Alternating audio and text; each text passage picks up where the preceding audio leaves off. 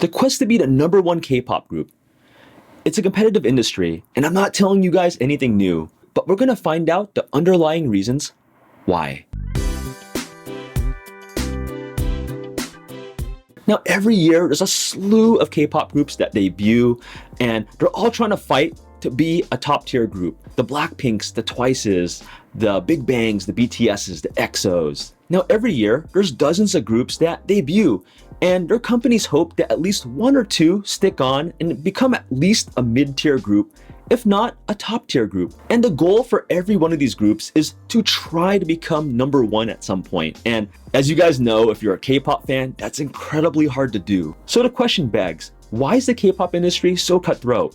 What is the underlying reasons that made it so?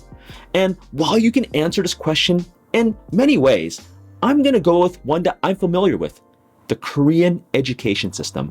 I believe the Korean education system is one of the biggest reasons why K-pop, as well as many facets of Korean society today, are so competitive. Now, the reason why I chose the Korean education system is I used to teach in it before becoming a journalist. And after being immersed in Korea's education system, and then later shifting to K-pop journalism, I noticed a lot of parallels between the two, between K-pop and education, and how it ties in to that competitive aspect. And if you watch the Korean drama Sky Castle, you'll know what I'm talking about, as the story depicts wealthy families trying to push their kids to get into Sky University, or Seoul, Yonsei, and Korea University, the Harvard, Princeton, and Yale of Korea. And I feel if you want to get a glimpse of Korean education, it's a must-watch. So at first, let's get to a bit of the backstory. So I used to be an English instructor in Korean University. It was one of the best times of my life, and I learned a lot about Korean society teaching. And I used to teach at a university called Konkuk University. And let's take a look at my ID here. Check that out. Look at that handsome guy from years ago. That was me as a teacher. I think I was tired that day when I took that photo. But yeah, I taught at Konkuk University as an English instructor, and I would teach classes like General English to freshmen, Advanced English, and CNN. Yeah, there was a class called CNN, North American Cultures, Business English, and a couple other classes I can't remember. And the university was commonly referred to in Korean as a 연예인 대학교, or a celebrity university or college, because there was a lot of celebrities that went there. Among them that went to Konkuk University was Kara's Nicole, actor Lee Jung-suk, Shiny's Minho, Hyuna, and several others. And maybe I'll make a video sometime of experiencing those celebrities and teaching a couple. That's quite interesting. But for now, we're talking about the Korean education system, not my craziness with these Korean celebrities. So let's get on to it. So when you first get involved with the Korean education system, you just feel how cutthroat and competitive it is from day one.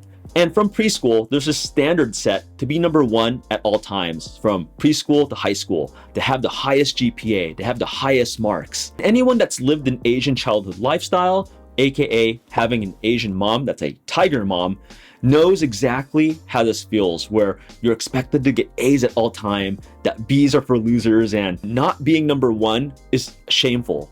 And in Korea, it's amped up to the max. Now, don't get me wrong, education is a good thing. It's a great thing. It's great to learn, it's great to go to a good university. But in Korea, it's known as one of the few ways to have like social status to go up, to have upward mobility. And to get into a prestigious college, you have to be a top student. But as you can imagine, the quest to be #1, to be that top student, places enormous stress on the students. So for instance, is Minji and Minsu the top students in your class? Well, it looks like you'll be burning the midnight oil for the next couple months, getting probably 3 to 4 hours of sleep every night to try and hopefully overtake those two to become #1. Now, if you're #1, the rewards in Korea are great. You get the status of being the top student, you're called a genius, you might have a sniffing chance to getting into a prestigious high school, and you'll get teacher recommendations. It's the rewards of being on top. And as a young kid, you can imagine that you'll feed off all that. You'll feed off being a genius and having the highest score in your grades at all time.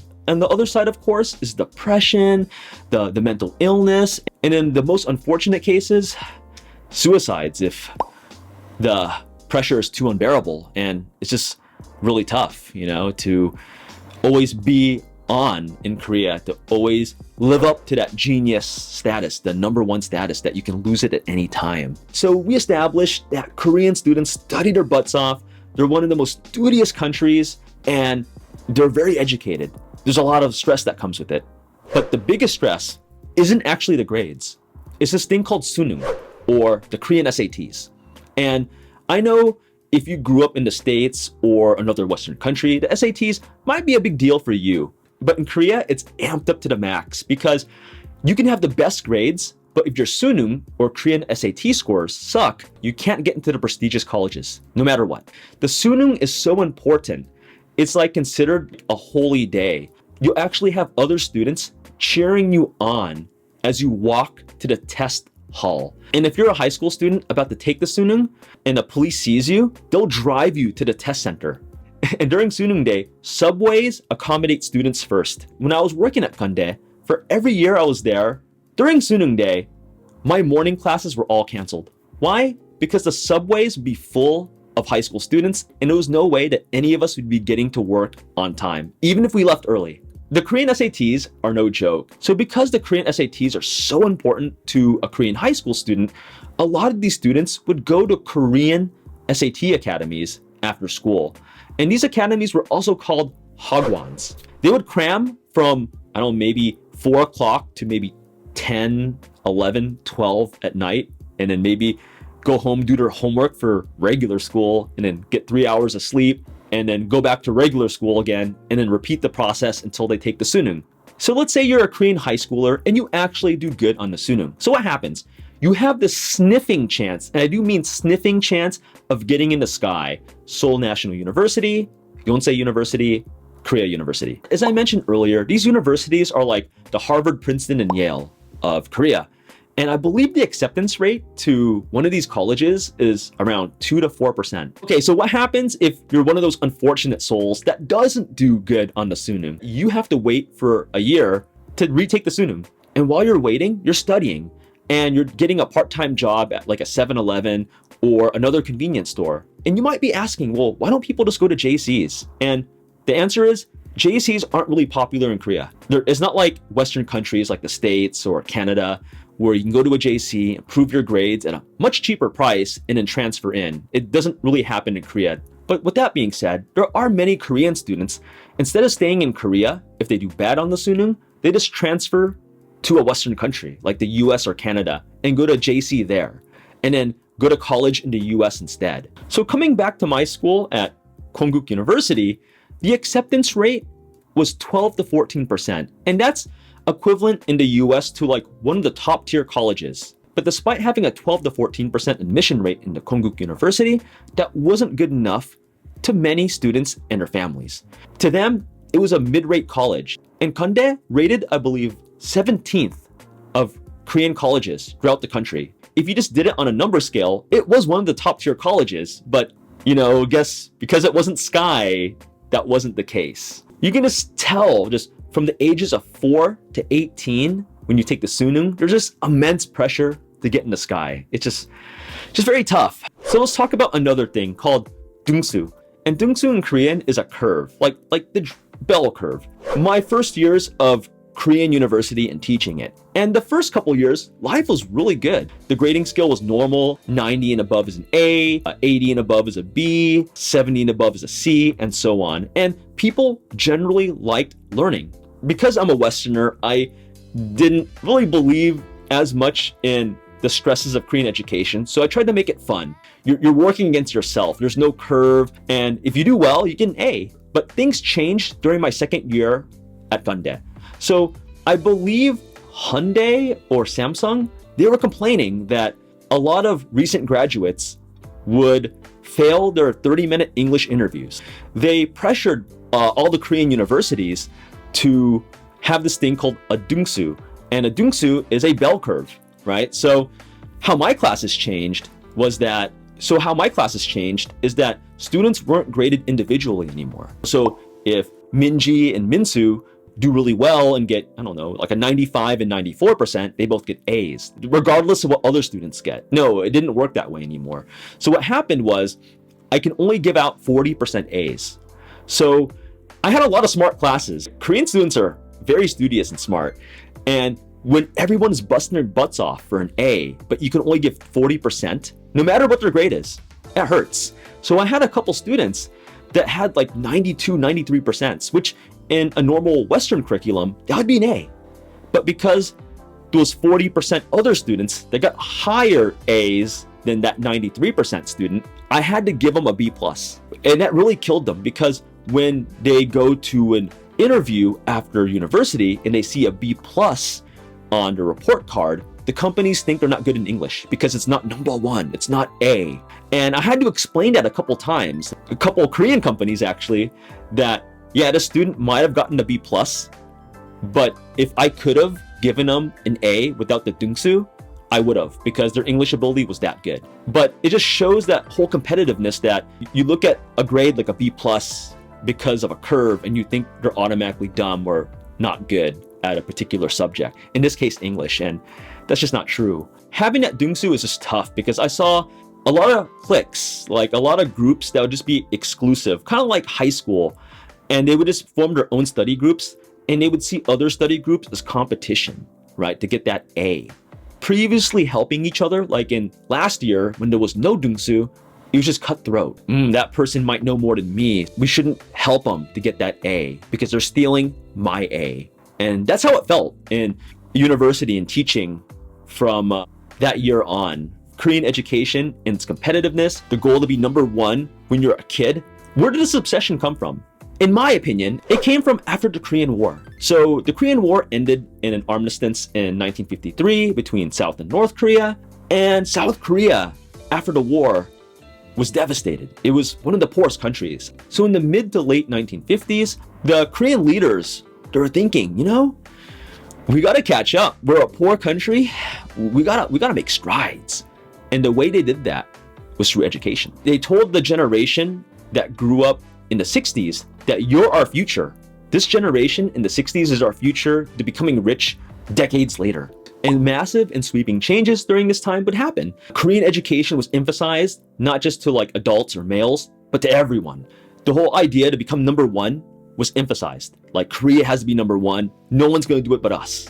You know, that's what they said back in the 60s. 60 years later, they're ranked one of the richest countries in the world, one of the most educated countries in the world. From the standpoint of the 1960s generation working their butt off so that future generations can prosper, it definitely worked. So now we're back to K-pop. Now, I hope that education story was pretty interesting. I don't get to talk about my education background on this channel, but it was a nice change of pace. So let's get back to K-pop. This is going back to K-pop now. Thinking you can see how education plays a part now, like how it weaves into K-pop, like that cutthroatness. And one big reason is that everyone in Korea grew up with the education system.